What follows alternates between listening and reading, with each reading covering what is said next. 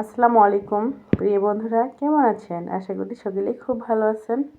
আল্লাহর রহমতে আমিও ভালো আছি, আলহামদুলিল্লাহ। আবারও নিয়ে এলাম আপনাদের মাঝে কচুরলতি দিয়ে চিংড়ি ও ছোট মাছ মেশানো। চিংড়িটাই বেশি, তো অবশ্যই পুরো ভিডিওটি দেখার অনুরোধ রইল। ওয়েলকাম ব্যাক রমণীর রান্নাঘর ব্লগ। তো চিংড়ি মাছ কচুরলতি রেসিপি আমি আগেও দিয়েছি, আবারও দিচ্ছি। তো অবশ্যই রেসিপিটা আপনারা রেসপন্স করবেন আর অবশ্যই পুরো ভিডিওটি দেখবেন। আর কচুরলতি কীভাবে পরিষ্কার করতে হয় 5 মিনিটেই 1 কেজি কচুরলতি পরিষ্কার, সেই ভিডিওটা কিন্তু দেওয়া আছে, অবশ্যই দেখে আসতে পারেন। এখানে আমি পেঁয়াজ মরিচটা ভেজে নিয়েছি, নেওয়ার পরে এখানে দিয়ে দিচ্ছি রসুন পেস্ট ও জিরা পেস্ট দিয়ে পেঁয়াজের সঙ্গে একটু নেড়ে দিব। দেওয়ার পরে এখন দিয়ে দিব হলুদ গুঁড়ো ও মরিচের গুঁড়ো। মরিচের গুঁড়োগুলো বাসাতেই বানিয়ে নেওয়া হয়েছিল, এই জন্য মনে হচ্ছে কালারটা তো রোদে শুকানোর পর কালারটা একটু হয়ে গেছে, তবে কালার এমনিতে ভাজার পরে ঠিক হয়ে যায়। তো আমি লবণও দিয়ে দিলাম পরিমাণ মতো।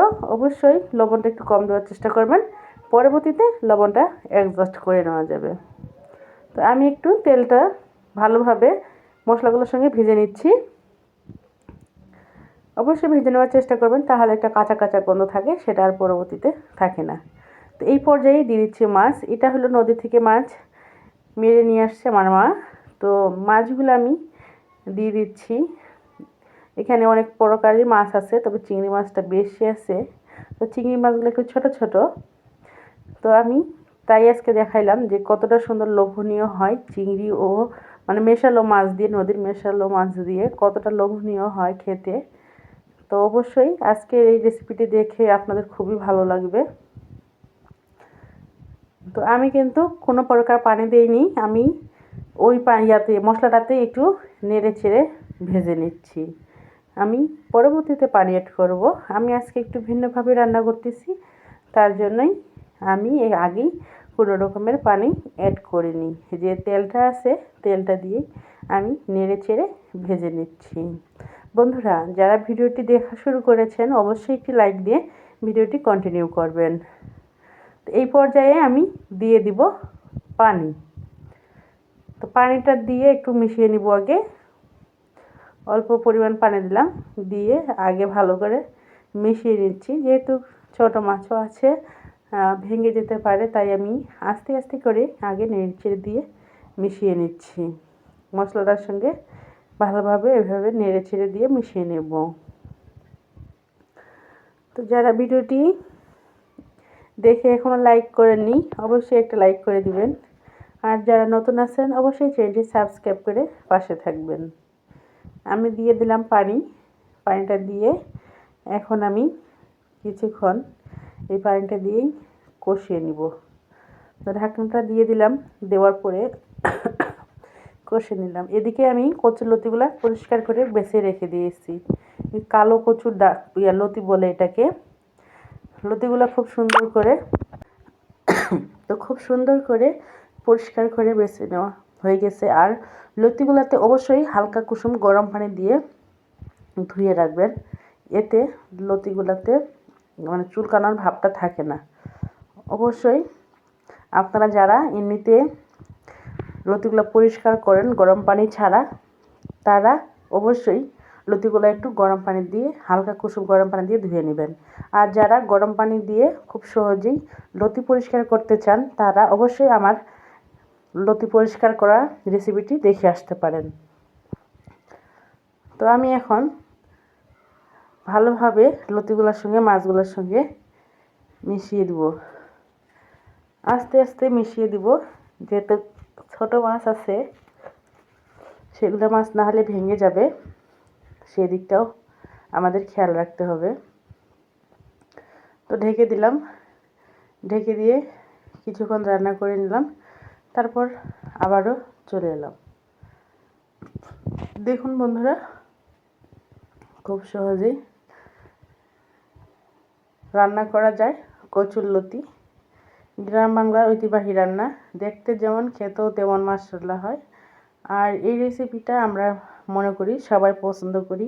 গরম ভাতের সঙ্গে যা মজা হয় খেতে, তা তো বলার কোনো হিসাবে থাকে না।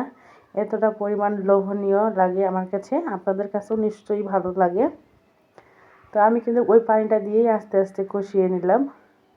তো এই পর্যায়ে এখন যখন কষানো হয়ে যাবে তো অল্প পরিমাণ পানি দিব, বেশি পানির প্রয়োজন নেই কারণ আমি তো অলরেডি কষিয়ে নিছি, তাই অল্প পরিমাণ পানি দিব আমি।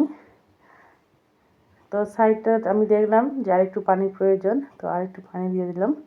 দিয়ে এখন ভালোভাবে সাইডগুলো দিয়ে ডুবিয়ে দেব যেন পারফেক্টভাবে লবণ টবণ সব কিছু মিশে যায়। তো অবশ্যই আপনারা স্টেপ বাই স্টেপ যদি রান্না করেন আপনাদের লতিও খুবই মজা ও লোভনীয় হবে আশা করতেছি। আর এরকম অনেক অনেক রেসিপি পেতে চাইলে অবশ্যই আমার রমণীর রান্নাঘর ব্লগ চ্যানেলটি সাবস্ক্রাইব করতে হবে। আর যদি সবার আগে ভিডিও পেতে চান তাহলে নোটিফিকেশনটি চালু করে রাখতে হবে। আর আমার কথার মাঝে ভুল ত্রুটি হলে অবশ্যই ক্ষমার দৃষ্টিতে দেখবেন। আমার ভাই ও বোনেরা আপনাদের সুন্দর সুন্দর কমেন্ট আমার এগিয়ে যাওয়ার উৎসাহ, আপনাদের সুন্দর গঠনামূলক কমেন্ট আমার খুবই ভালো লাগে। এরকম সুন্দর সুন্দর কমেন্ট করে আমাকে এগিয়ে যাওয়ার আরও উৎসাহ করবেন সেটা আমি জানি। যেমন সবসময় আমার পাশে ছিলেন আগামীতেও পাশে থাকবেন এটা আমি বিশ্বাস করি।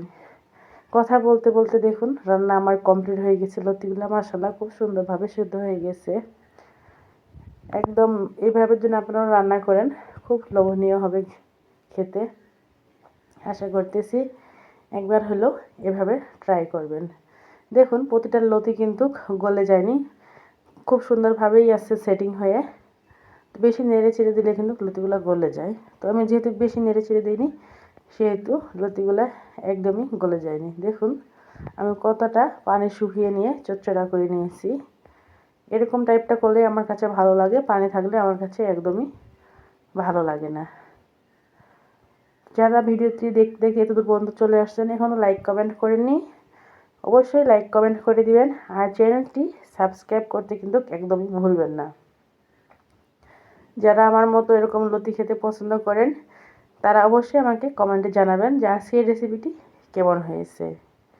আর নতুন কোনো রেসিপি পেতে চাইলে অবশ্যই আমাকে কমেন্টে জানাবেন, আপনাদের মাঝে নিয়ে আসার চেষ্টা করব।